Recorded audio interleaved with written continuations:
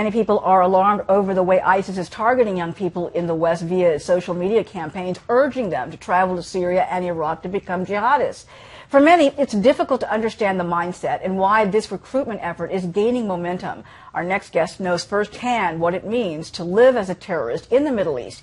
In fact, he grew up fighting under the green banner of Hamas.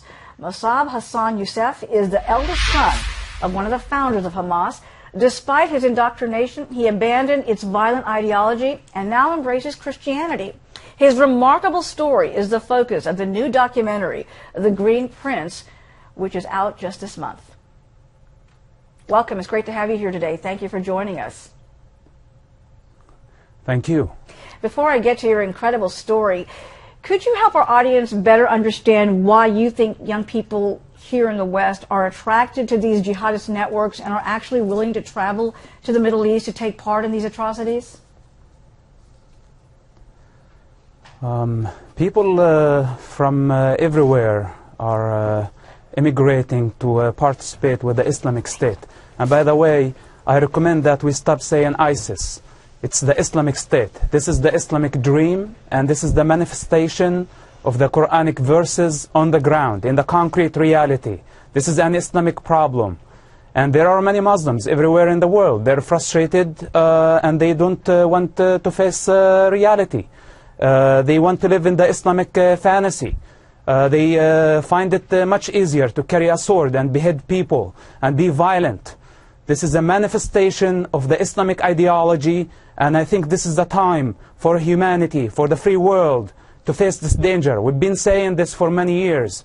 We have to act before it's too late, I guess. But why do you think the social networking offensive has been so successful in convincing some of the young people from this country to believe in that mission? Well, again, this is their devotion is not for ISIS, it's not for a political party. Their devotion is for Muhammad, for Allah. Those are the actual and real terrorists. Nobody's talking about this. It exists in the Quran, it exists in the Hadith, in the behavior of Muhammad, the founder of the Islamic faith.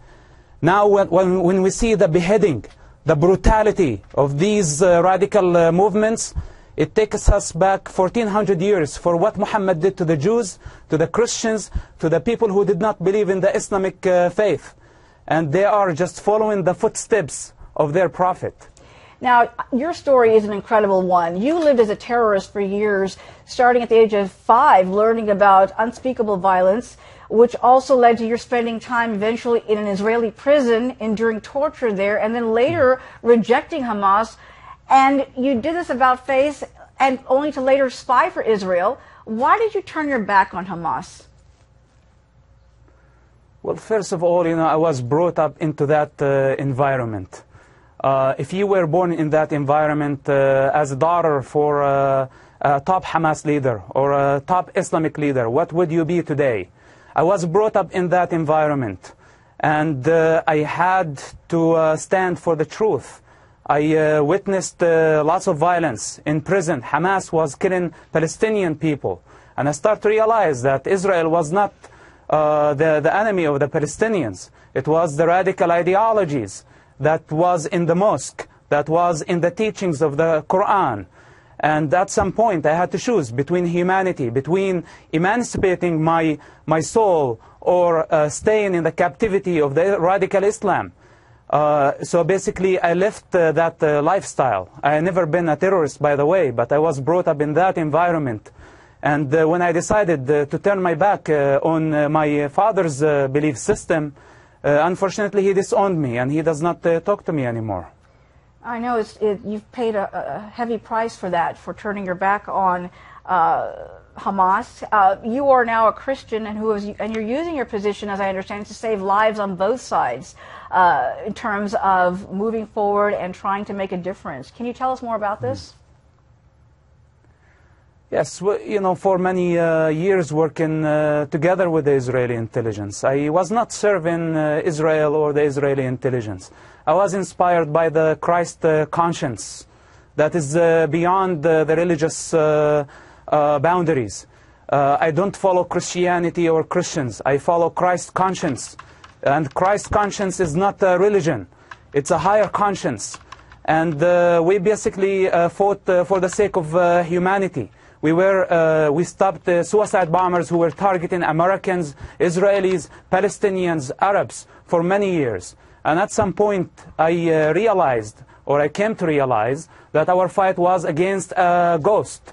Hamas, the Islamic State, Hezbollah, Boko Haram, all these terrorist groups are basically masks for the same face, the Islamic ideology. This is our long-term fight, should be against the free world, should unify against this radical Islamic ideology. And this is my recommendation. Well, you've led an incredible life, and it's been an incredible journey for you. We thank you very much for joining us and sharing your story with us. Thank you. Thank you.